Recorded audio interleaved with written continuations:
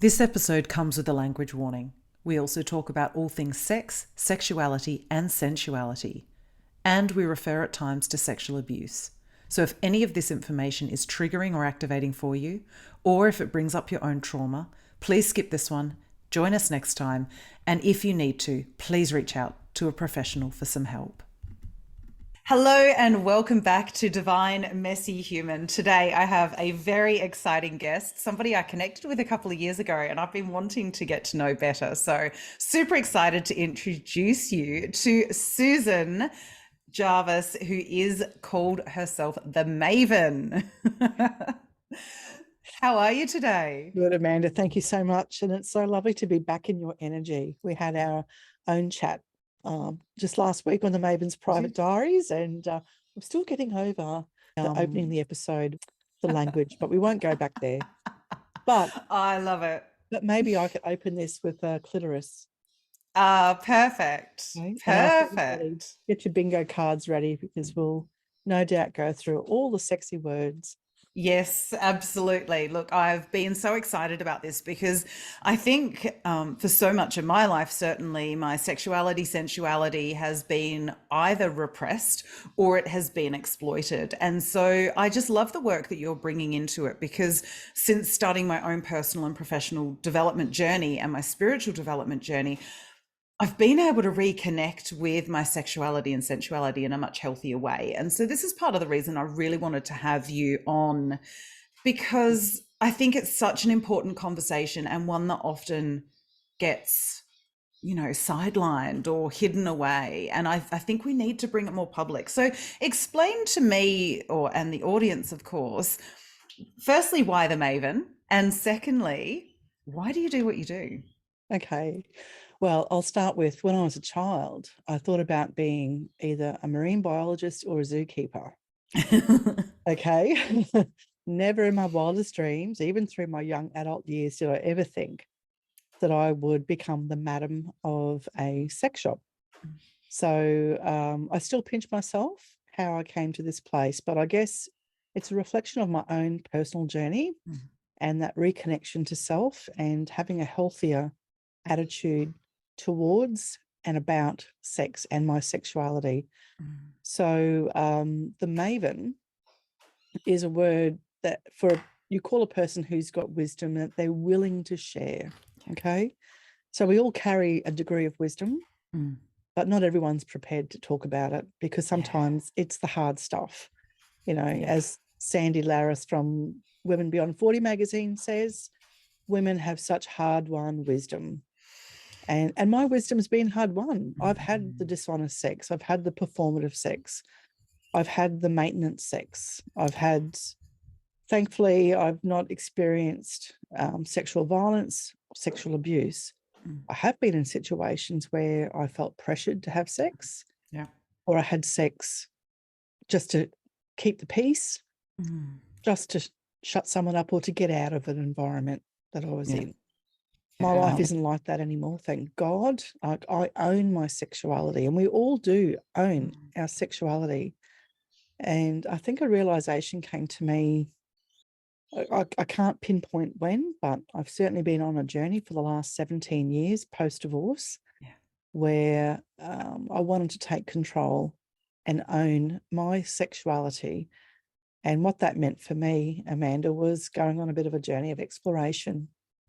Okay, and making a commitment not to be lying on my deathbed regretting that I didn't have that experience kissing a woman or having sex with a woman, or that I didn't, go to a sex party, bring a plate. And, I'm not a Playboy model.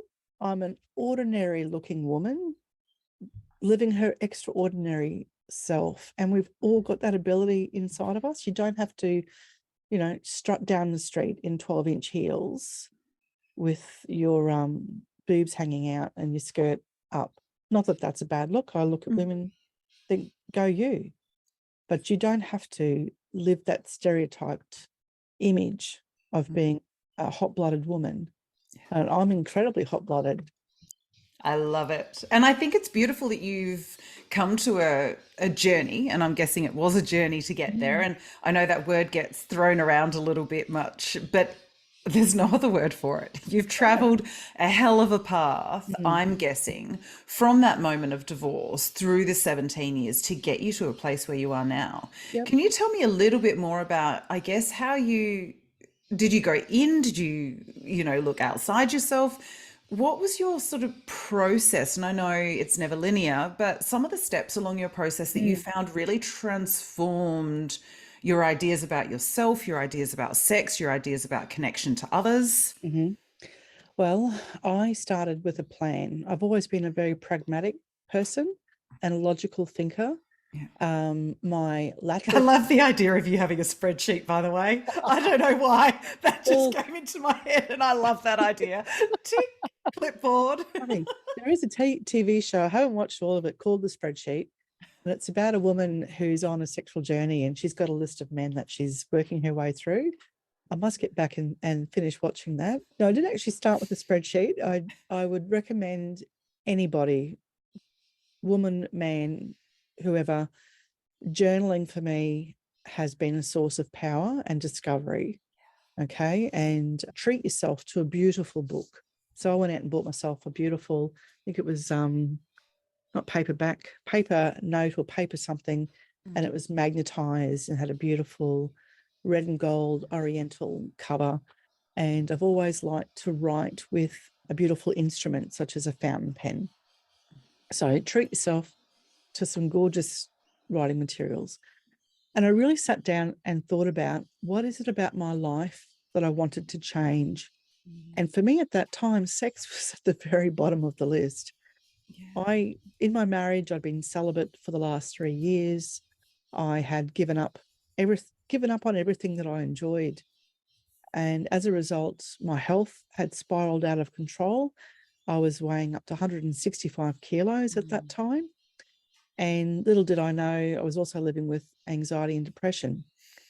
So all undiagnosed.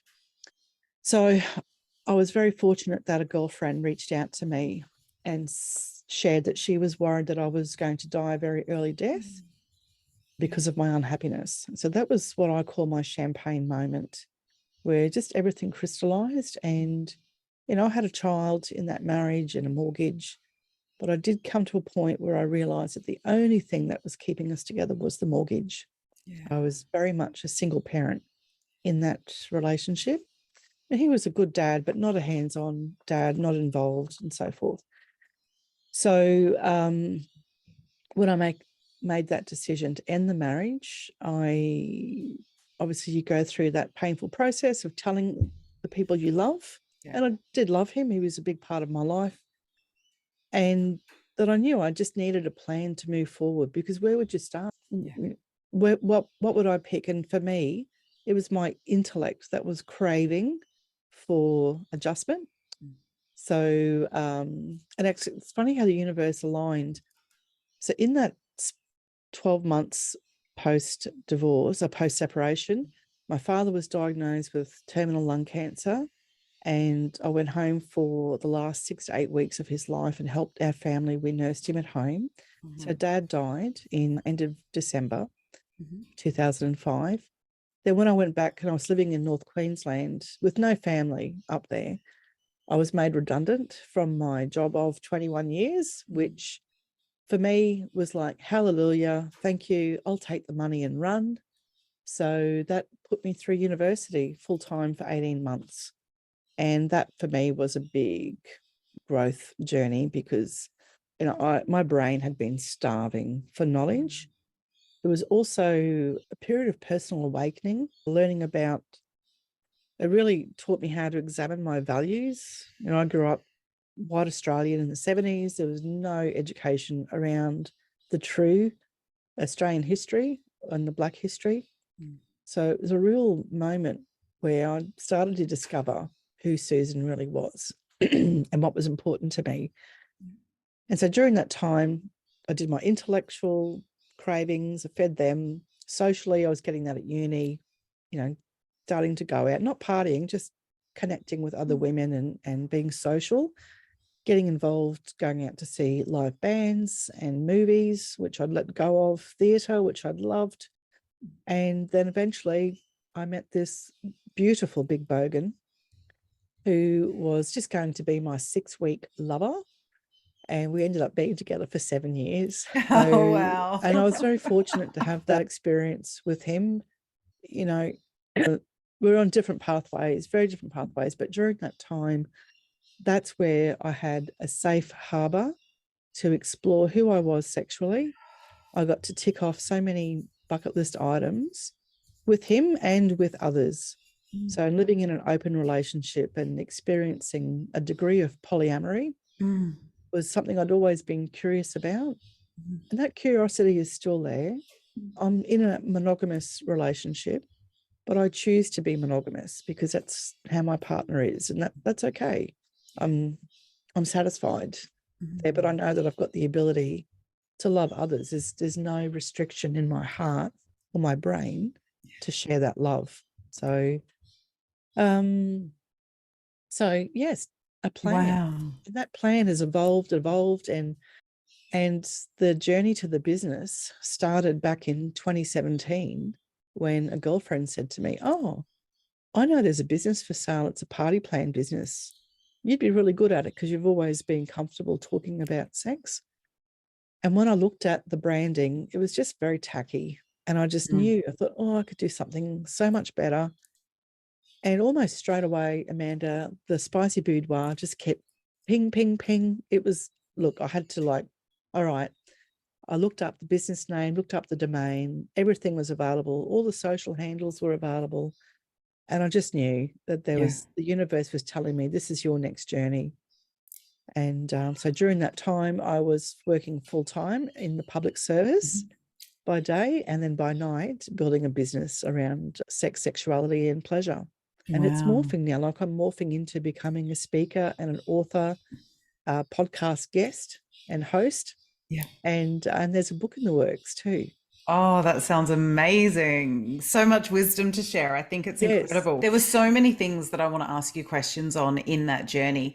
The first one that I made a note of was about that performative sex. And a lot of those feelings of obligation or how it should be, how it should look. Can you speak a little bit to that? Because I think all of us, men and women, and people who identify as any gender, I think, have these ideas and ideals that we're all trying to live up to, emulate, be. Talk to me a little bit more about that, and then how we can potentially put some things in place to move away from that idea of sex. At first, I thought you were going to ask me to demonstrate my fake orgasm. Oh, you can do that first. You when Harry met Sally moment. Go. I'm actually out of practice because I have not faked an orgasm now for shit. Oh, gosh. Well, I was celibate for 3 years in my marriage. So, and with my lover, my beautiful bogan, that was a real test for me, that actual first night that we were together, because I had a history of never achieving an orgasm. I don't like the word achieving. I've got to stop using that. Experiencing an orgasm with another partner. Okay. The first night I was with my beautiful bogan. I'd been celibate for 4 years. Wow. And we basically had sex all night. I think I had about 3 or 4 orgasms. Oh, amazing. Which, I was pretty chuffed because that's not normally how my body would work. I really need a degree of emotional security and safety to allow my body to really embrace it. Because let's face it, for women, yes, our clitoris is the organic function where our orgasm not so much occurs, but it's the biological part. But our orgasms live here in our head. Okay. And I've actually have a room in my head, and there's like stages during sex that unlock.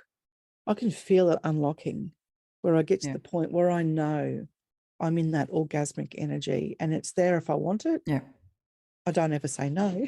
Why would you say no to orgasm? Exactly. No to arousal. There's something incredibly, exquisitely erotic, denying yourself and being in that state of heightened arousal where your clitoris is just buzzing and you know, engorged, and don't touch it. Just enjoy the moment, sort of thing. Yeah. So the performance, as I said, there was a lot of maintenance sex during my marriage where I would consent to having sex because I knew it would stop him getting the shits with me and being in a grump. There was never, our sexual relationship was not one of mutual regard and pleasuring. And my husband was 8 years older than I was, and just that different generation, different, really on the cusp. Like, he was a Neil Diamond music, whereas I was everything except for country. So yeah, Neil Diamond and Chris de Burgh. Isn't it funny that automatically gives a picture of what you were dealing with? Yes, and here I was, a late bloomer to Pink Floyd, but I was like Midnight Oil, Style Council, Prince. You know, I loved all the I listened to Triple J as much as I could. So yeah, we were very, very different generations. So the performative sex back then, I'm glad I don't live in that space anymore, because it can be taxing. Oh, it's exhausting. I was in exactly the same place with the maintenance sex, the performative stuff, let's just get over with, the lie back, think of England type. You know, let's get this over and done with so you stop your complaining. Yeah. And there were times that it was non-consensual for me, which I didn't realize until I had a bit of a flashback during a healing session, and I was like, oh my God. And it kind of clicked into place what had happened. But there was all of that sort of stuff pretty much, you know, summed up our time together as well. So I really, really understand it. And I think that's why I think it's so important to talk about the performative, the maintenance, the expectation that it will be handed over rather than drawn out. And that drawing and elicited starts in the kitchen. Yeah. It starts in the morning when you first wake up and have a snuggle together. Yeah. Like I talk to a lot of people about, you know, oh, there's no sex in my relationship. And I'm sad to hear that, because I believe being sexual with your partner, it's the highest form of honoring and love that you can give. Yeah. And like, for instance, my partner and I, we take turns to pleasure each other. Sometimes it's all about me. Sometimes it's all about him. We schedule time to be sexual. We both do struggle with our headspace. He works an incredibly data-heavy job. So I know when he walks through that door, his dick is not thinking about having sex. No. And I'm in the mood, and I want him. You know, so, you know, it goes both ways. So there are times when I've approached him and he said, I'm not really in the mood. That's fine. You just have to, don't take it as rejection. But if it starts to happen frequently, it's time for, as couples in a relationship, to acknowledge that and talk about it and get help. Like, you know, I'm forever saying to people, asking, have you talked to anybody? Have you been to see anybody? No, we haven't. Why not? You would go to your doctor to have your blood pressure checked. You know, if your bowels weren't working, you'd go. Your sexual relationship is part of your communication in a couple environment. So there's so many people out there who can help. And I think that's a really important thing to bring into self, is we are designed for desire and pleasure and connection with others in an intimate way. And I think it's really interesting what you say there, that we don't go and get help for it. I think there's a whole history there of why we don't necessarily go and get help for it. But if we're not feeling some form of turn on pleasure, excitement, sexually and sensually in our life, at least regularly, then we do need to think about what's happening in our body. Is it too high a stress? Is it that we've got, too many things going on? Is it that we're not prioritizing it? Is it that our hormones are out of whack or there's something physically wrong? That's right. Is it mental health issues? Is it, I think we've got to start broadening the conversation because with the work I do, it's about having the body, mind, spirit, emotions all together in there. And if we're denying that bodily, fleshy, base chakra experience of connection and touch, we're denying ourselves a huge part of who we are. And so that's what I really, really love about that. And I think it's wonderful that you're, saying about taking that performative aspect off. I think so much of our life has become performative with social media and within relationship and with sex and with what we're told we should be and how we should act in those moments. That I think stripping it back and calling it what it is. And I love that you've got so many of those different words to describe the different encounters, the performative, the maintenance, the expectation, because certainly for me, I don't think I'd put so many descriptors around it before, but every time you said one, when you listed them out earlier, I was like, oh my God, yes, yep. Tick, tick, tick. I've got my spreadsheet out now going, oh, I think I've got a full card there. The next thing that I think was really interesting in what you were saying earlier was that question, what is it about my life that I want to change? A question that I often ask clients is, are you living the type of life you would want for your children? Very similar, I guess, sorts of things that those questions bring up, because I don't think people often think about it. So for you, when you asked, what is it about my life that I want to change? What were some of the big signs that I guess led you into exploring that sexuality? I know you've sort of touched on it a bit, but going into it a little bit deeper, how did you realize that that was one of the keys that you needed to access? That's a really interesting question. And no one's asked me that before. I've just been thinking as you put it out there. I'm still shedding my self-image or how I perceive myself. Okay. And one of the things that used to really, really float my boat during my journey, this was my bucket list that I went through. Okay. Yep. I wanted to experience anal sex. I'd never had it. Okay. It was fucking fabulous. But I reached a point where, that's enough now. Didn't do it a lot, but it really is. Our anus is designed for pleasure as well. So I did that. And you can see me on SBS Insight talking about this. If you look at midlife sexual awakenings, they picked a sound grab where I go, I've done anal. I love it. So there you go. 57 this year. I've done anal. Put that on my tombstone. I wanted to experience a threesome with 2 men. Did that. I was dating online and had lovers. Did that. I had a foursome with my beautiful bogan and another couple. That was great. They were such lovely people. What an experience. I just felt so safe and it was glorious. It was like, it's like we were the 2 goddesses and they were our, not servants, just our kings, basically. So it was just such a lovely event. I went to a sex party. I went to an adult club. And I wanted to explore what I call at that time my untested bisexuality. I'd always found myself attracted to women, particularly breasts.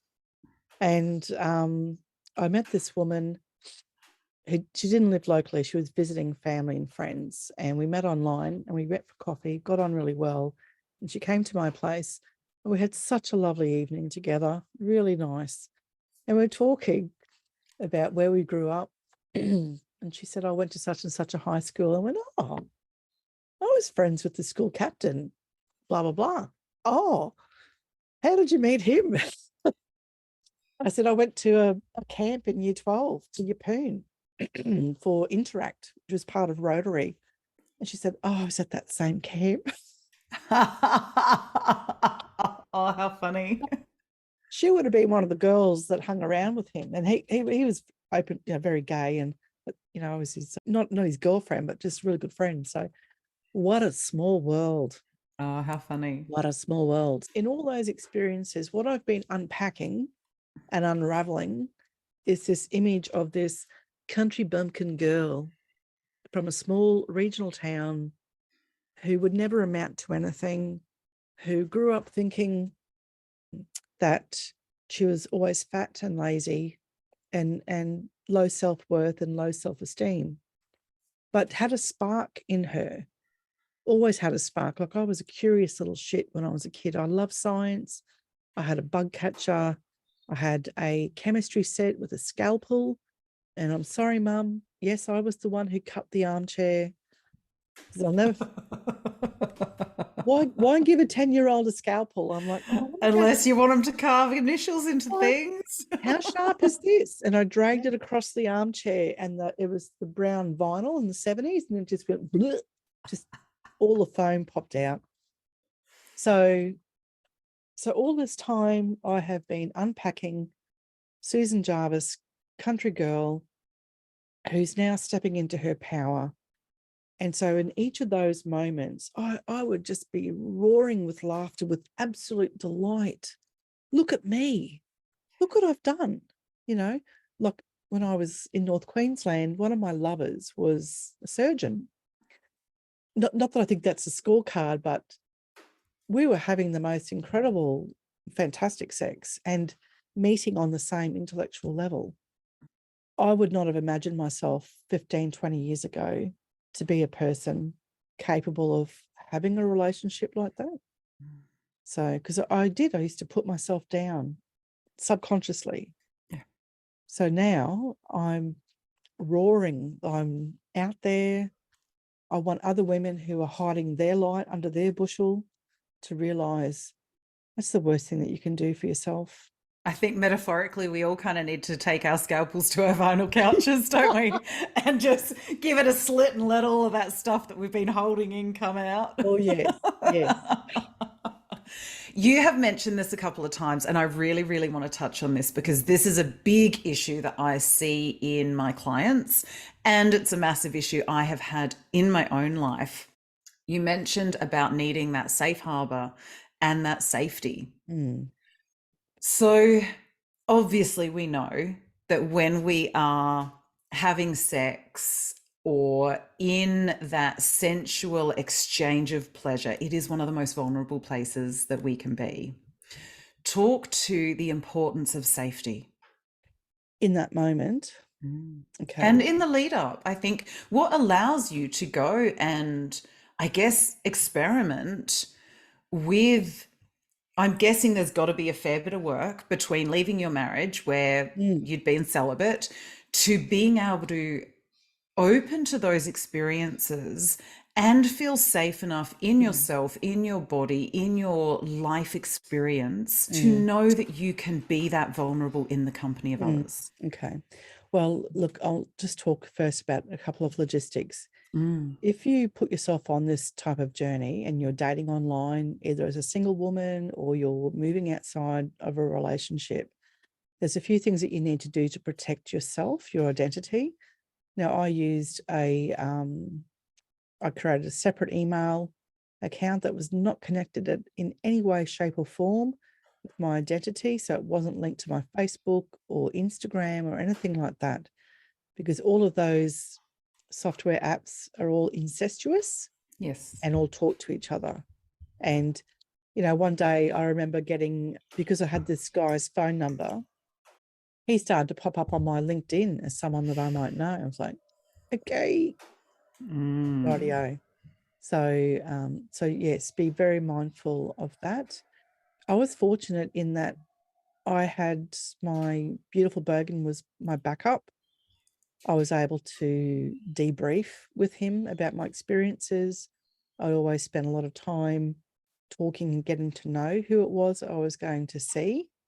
And he always knew where I was, and I told them you need to understand there's a 6'2" person who knows where I am. They're not far away, blah, blah, blah, blah. So having those safety mechanisms for my, I don't want to say mental health, but I guess I always knew that what I was going to experience was a new challenge or a new boundary for me.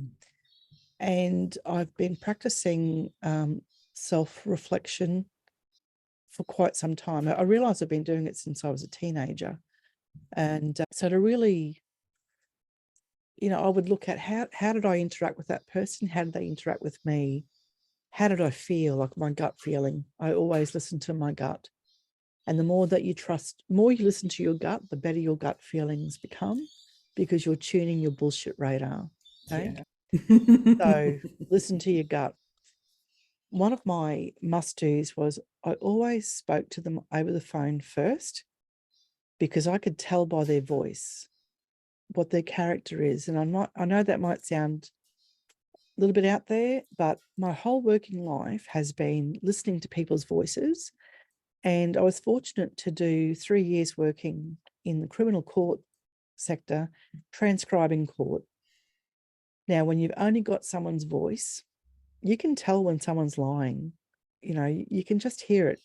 You can hear the depth of their character in the way they speak and the way that the words that they choose, how they pause and talk. They talk quickly and things like that. So hearing somebody's voice was incredibly important to me. And that was my first screening device, I guess. So I approach things, go with the flow, but always having, I guess, a system of identifying red flags. And then thankfully had the privilege of going home and talking to my beautiful bogan about the experience. So, and that's, not everyone has that. So if you are going on a journey, engage with a coach that you can go back and debrief and talk about, because you are going to discover a lot about yourself. You might need somebody to help you unpack it. Okay, so not everyone can identify, oh, what was that feeling I was getting? So talking to someone and pulling it out and teasing out those thoughts and feelings can really help you discover what that learning lesson is for you. It's interesting what you say about the voice and the listening aspect. That's your clairaudience. So when we talk about your psychic abilities, it comes through the claircognizance, which is the clear knowing, the clairvoyance, which is clear seeing, clairaudience is clear hearing, clairsentience, clear feeling, and then we have clairgustance and clairsalience, which is taste and smell. And so that really is you bringing in that psychic ability of yours through that clairaudience, being able to tune into the energy and all of those other bits, as you say, just through that voice. So again, a really beautiful use of intuition there. And also marrying the practicality of a 3D world with what you're wanting to experience. And I think that's sometimes where we let ourselves down, is we make these big plans for our life, and it kind of gets into a bit of wishful thinking without the planning, or we really need to blend the two together. And I think that's what you're discussing really, really beautifully there.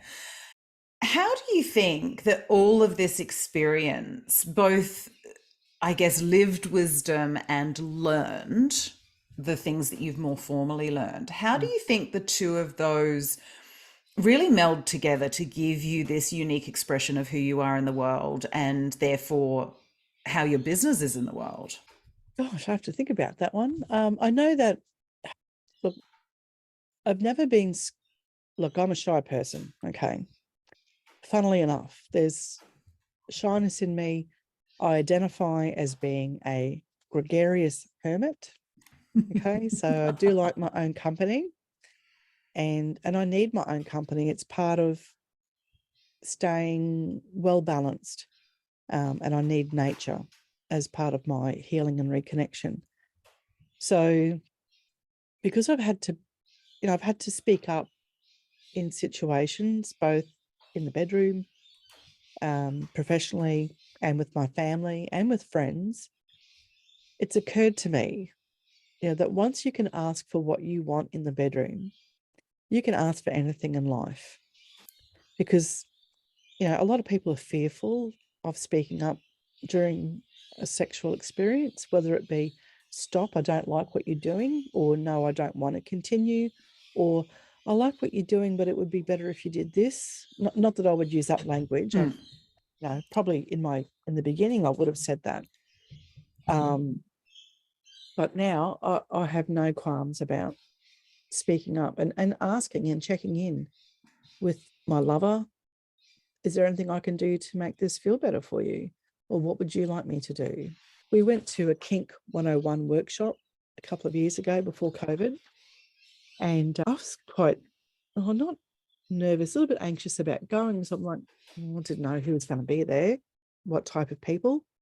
Well, it was all just ordinary mums and dads. It was great. And yes, we did learn a bit of rope tying, but ultimately the whole message throughout the whole day was about communication and checking in with your partner or partners at that time. And I think that's a skill that we all need to learn. We'd all be much, much better lovers if we had the courage and the know-how to talk to each other during sex about the moment. So that would be my advice. And again, urging people, get help, engage with a coach, whether you do it on your own or with, preferably as a couple. Just always, you've got to fine tune your skills. Just like you develop your skills for the workplace, we need our relationship skills overhauled and refreshed all the time. Did you ever have any, because I know this is a big part of the work I do is around the shame that people feel. Did you have to work through some of that to be able to really put yourself out there as the Maven who runs the Spicy Boudoir when you've got a child and friends and partners and parents? And I had to ask the question. Yes, most definitely. How did you navigate it and how did you get the help to overcome that? Okay, well, when I had the idea for the business and I'm like, oh, how can I do this? One, being this country girl and this, little drop in the ocean, in a very big ocean. Secondly, how am I going to tell my mum? And when I was doing my research for the business, I came across this fantastic woman in America. Her name is Joan Price, and Joan is, she'll be 80 this year. Since she was in her mid-50s, she has been writing and speaking about ageless sexuality. And when I discovered her 5 or 6 years ago, I was like, wow, here's this older woman. If she can be doing this, so can I. And we've actually become quite good friends. And she's been on my podcast a couple of times. And just to share some good news, she's coming to Australia later in the year. So I'll get to meet her, and I'm organising an event for Brisbane at the moment. And hopefully, if I can work things out, I'll bring one to Melbourne as well. But she's going to be like the keynote speaker. So really super excited. So for me, Joan was my permission to go ahead. And then at the time where I was working in public service, I was in the health service in palliative care. And I hadn't talked to anybody in my team about what I was embarking on because, I didn't want to get into trouble for a start for having a side hustle. And then someone said to me, look, everyone has side hustles these days. Don't worry about it. Anyway, I had quite a good relationship with the senior consultant of the team because we were the same age and we'd connected fairly well. And I said to him one day, I said, I've got something to tell you. He goes, oh, Susan, what are you doing? What are you up to now? And I told him, I said, I'm building a business that's addressing sexuality for older people and people living with disability. And he just roared, that's fantastic. There needs to be more of this. And we ended up having a really good chat. And that conversation with him, I rang my mum that afternoon and said, oh, just ringing to tell you I had this conversation today. This is what I'm going to be doing. And my mum's I would describe her as being uptight and just conservative. And we have an interesting, conflicting relationship. my whole life, particularly since the scalpel incident, which was one of many. Anyway, she said to me, well, you're an adult, you can do what you want. And I said, thanks, Mum. I just wanted to not check in for your permission, but I just wanted you to know, because one day you're going to see me probably on television or in a magazine. And since then, I have been in That's Life and Take 5 and New Idea and SBS. So, you can find me on Mamma Mia. I talk openly about my experiences. So far, so good. And I love that you weren't going there to ask for permission, but there was the respect in, I just want you to know.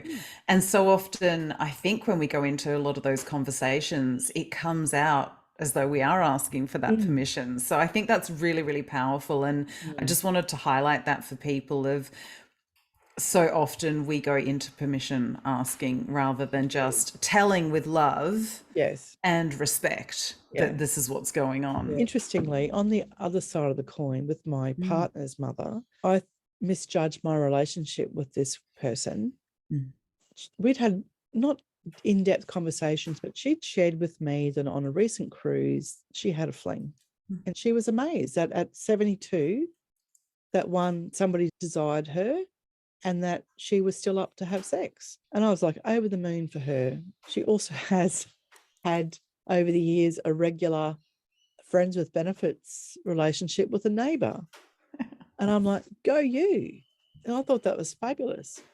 And then the day that we both sat down, my partner and I, with his mum, and said, this is what I'm starting. Oh my God.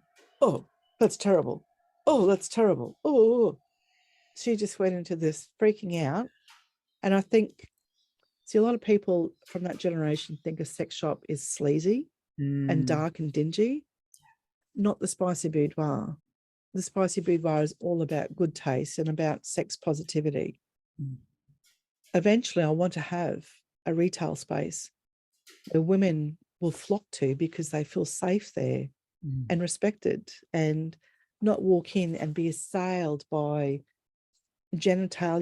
plastic genitalia, or reduced to, I don't know if you've seen these, but there's devices out there for men. It's just the rear end, or it's a torso with breasts and genitals. No face, no arms, no legs. We're not defined by our tits and our fannies. We don't speak to each other anymore because there was an episode where I challenged her behavior one day where she slammed the door. Well, we were all on holiday and she slammed the door. And when I challenged her, she didn't appreciate that, but that's okay. She saw me on SBS Insight and was very like, ooh, to my partner. I'm like, oh, interesting that you watch that program, because they're all about talking about the taboos and the difficult conversations. So yes, I was there. Isn't it interesting, the projection of the internal judgment in that? Because that's a definite sign of, I'm okay doing this myself behind closed doors or whatever, but then there's the going out with it, and potentially there's obviously blocks there. Very blocked. But that's her issue. I've made a decision there to not invite that energy into my life anymore. That if she reaches a point where she needs help with her health, we're all there to help, but I don't have to accept her opinions anymore. I think it is really important, the work that you're doing, especially with, the older generation and disabled people, where, or is that the right terminology these days? No, I think it depends on the disability. People with a disability. Apologies. That's why I wanted to double check. I don't want to offend. So yes, people with a disability.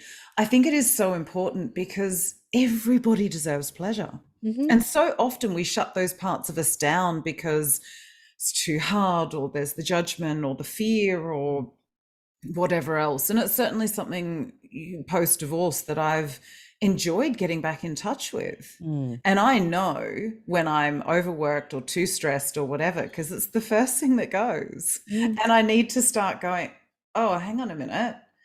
How do I reconnect to that part of me?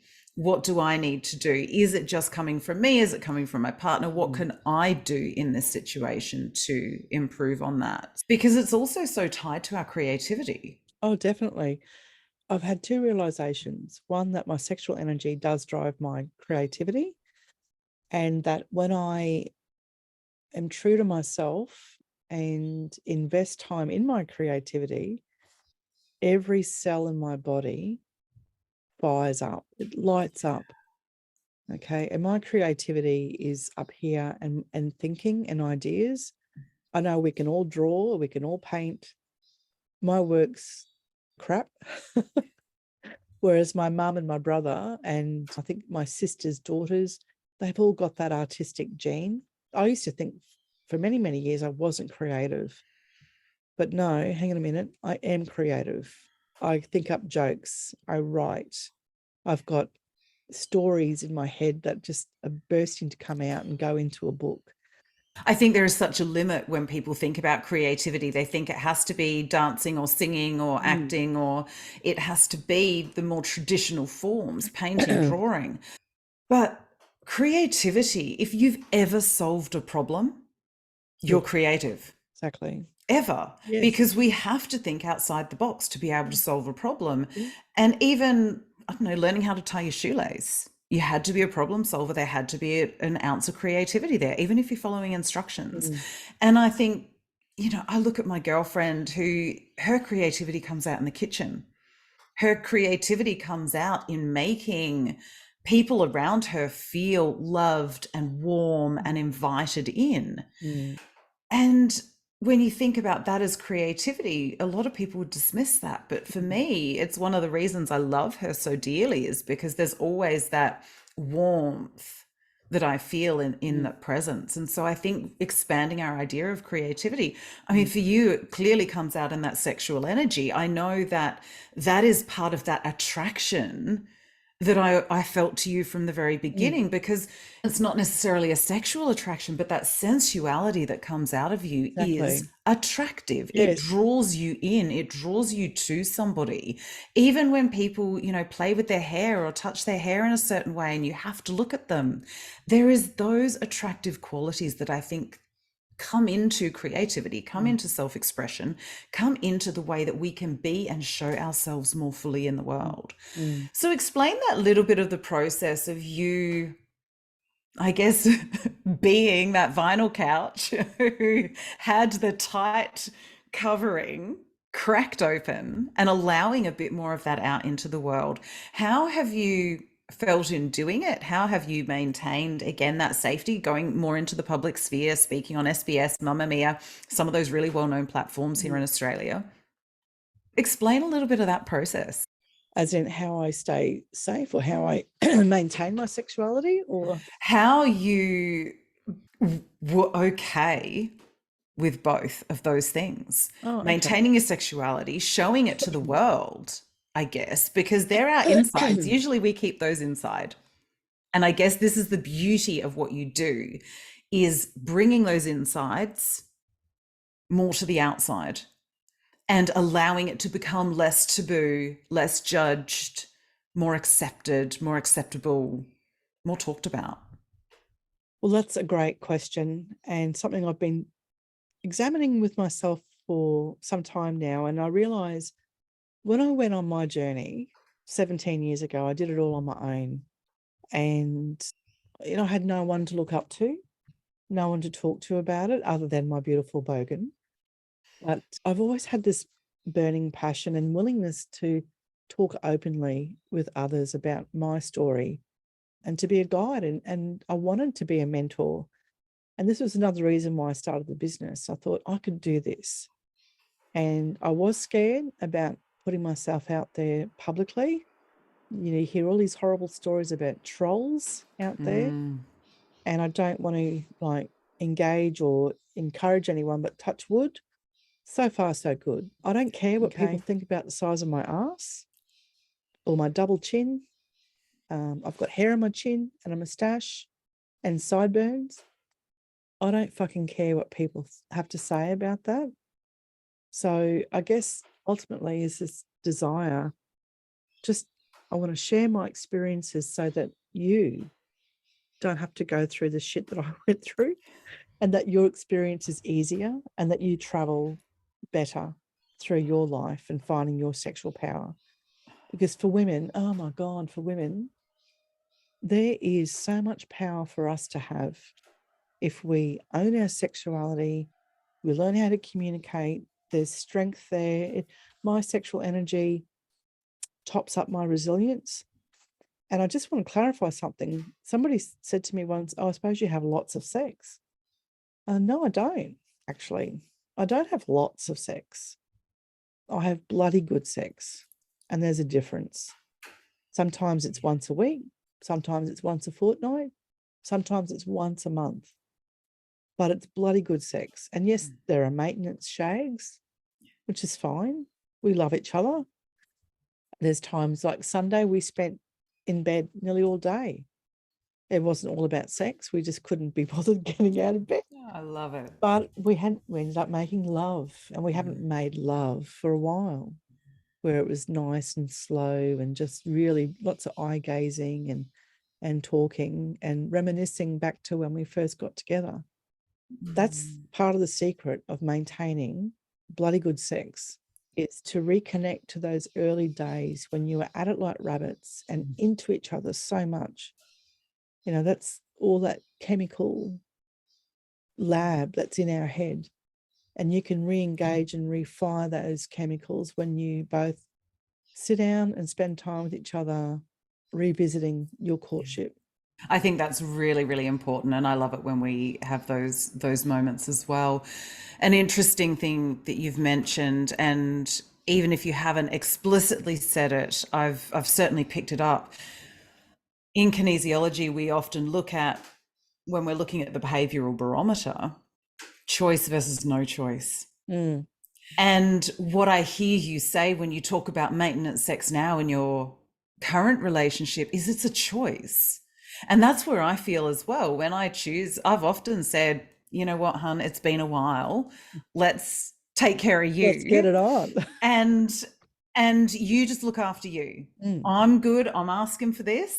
You know, let's make sure you're okay and we can take care of me next time. It's absolutely fine.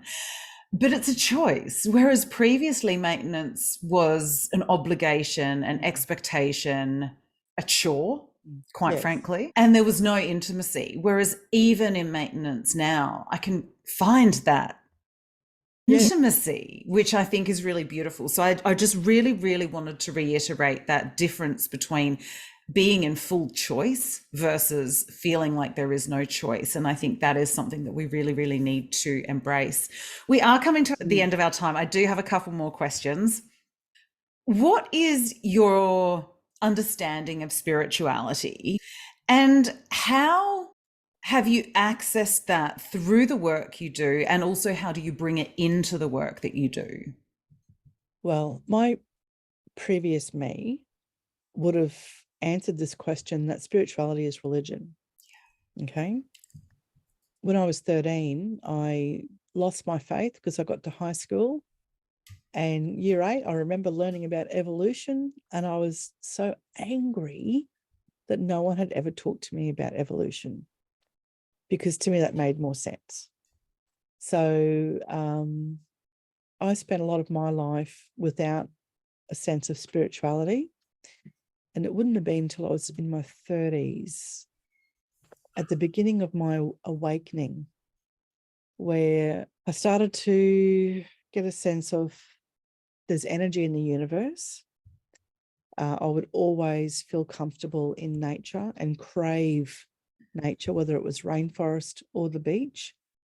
Like water's I'm a fire sign, I'm a Leo. So I guess water is my opposite. Not that I'm very knowledgeable around those things, but I always felt there was, I'd get a gut feeling. I would just know something was going to happen, either a premonition, or I would just feel things will work out okay. But I started to read, and like there's a saying, I think some American guy said, this is 2 things in life that will change you: the people you meet and the books you read. Okay. And I met someone who gave me a book to read. And I can't remember the name of the author, but it was about grace or coincidence. And to me, that was life-changing. And it was all about putting your wishes out to the universe. Okay. And putting my faith in that, which has worked for me every time. I just know, like, if money's tight, that's okay. There's something coming. And something does arrive. And it might be, I remember being very broke a few years back. And all of a sudden, $400 appeared in my account. I'm like, oh, okay. Where's this from? I don't know where it's from. Rang the bank. And it turned out to be my ex-husband had put in his tax return after 8 years of not doing it.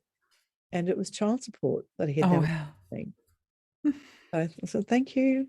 Just this timing has always been an element. I guess in the business, but I try to approach things in an ethical way, because that, to me, that's part of spirituality, with integrity as well. And the conversations I've had with people, I'd have to say every time it's been a moment where that person has discovered me by chance, if that makes sense. Either they accidentally came across my podcast, or accidentally someone else talked to them about me, or they were at an event where I was a speaker, things like that. So there's that synchronicity comes in, and I'm a great believer in that. Like, I don't go out advertising about me. There's word of mouth coming through. So this sense of spirituality for me is part of respect for others, and also not forcing myself on others. They're respecting someone's viewpoint. I'm not quite sure if I've answered that. Each to their own is something I like to hold when I talk to people. And my spirituality now is, very much, I need nature on a regular basis, and to think about my family, and just stay grounded. I think that's a beautiful way to answer it. For me, it very much ties together that collective conscious idea along with other people's unique expression. I'm not, not going to judge your unique expression. You be you, you do you. I think that's amazing. And I love the way you put that. Finally, what does being a divine, messy human mean to you? Oh, gosh. Well, messy hair for a start. No. Just that we're not clinical, that we're organic, life changes, rolling with the punches, and like being flexible. Like, I've really learned, like, living with anxiety and depression is a strength for me. It's not something I look at as being a liability. So it gives me power, because I'm in touch with my thoughts and my feelings. And I'm also committed to engage with the people around me in a positive way. Like, for instance, if I know I'm in a bad mood, I'm just not going to spray everyone with my bad mood. I usually say to my partner, look, I don't know what it is, but I've got the shits today. I'll just stay over here, or just ignore me. Oh, actually, here's a funny moment. To me, this would have been a different person 20 years ago. I was at the petrol station, and I'd lost the card, and I'm trying to ring and ring and ring. Thankfully, I hadn't pumped the fuel, but I was nearly empty, and he wasn't picking up.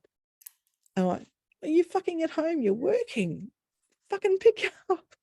I thought, oh God, don't tell me he's bloody either in bed asleep because he hasn't been feeling well lately, or he's crashed out on the floor.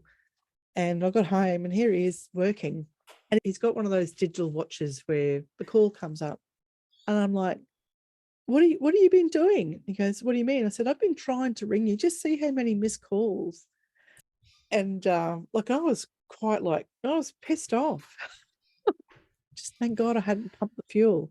And anyway, his reaction was, he didn't flare up. He's like, my phone was on silent, as if no big deal.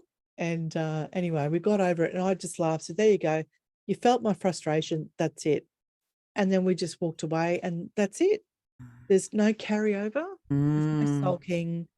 It's like, all right, moment's over. But 20 years ago, I would have carried that pissed off feeling all day, possibly into the next. Yeah. So letting it go as well, it's just not important. I think, people just need to prioritize what's important. And, how those little moments of frustration, just let them go. It's just, they have no value in our lives at all. So focusing on love and respect and good times is my mission now. I love it. That's just awesome. So tell people how they can get in touch with you. Sure. Well, if you're looking at the screen, you'll see my website is thespicyboudoir.com. You'll find me on Instagram as the Spicy Boudoir, or also Susan_the Maven. Follow me on the Maven's Private Diaries on Spotify and listen to our incredible chat, Amanda. So very much out there, and would welcome anyone to connect. Even if you've got a question, happy to chat. I do 15-minute consults for free with people.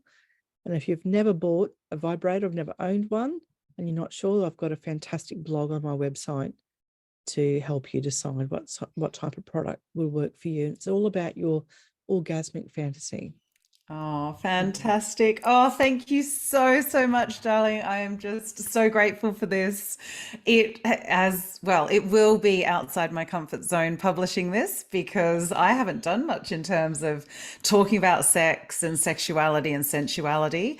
And yet, it is such an important part of our healing, of our development, of our spirituality, of our humanity. So thank you so, so much. I'm just grateful and keep shining your light, 'cause we need you in the world. Thank So you. We thank need you. you too, Amanda. I think we should do this again, maybe live, with a live question and answer to both of us. Yeah, that would be amazing. Let's key that in. Thank you so much, my love. Cheers.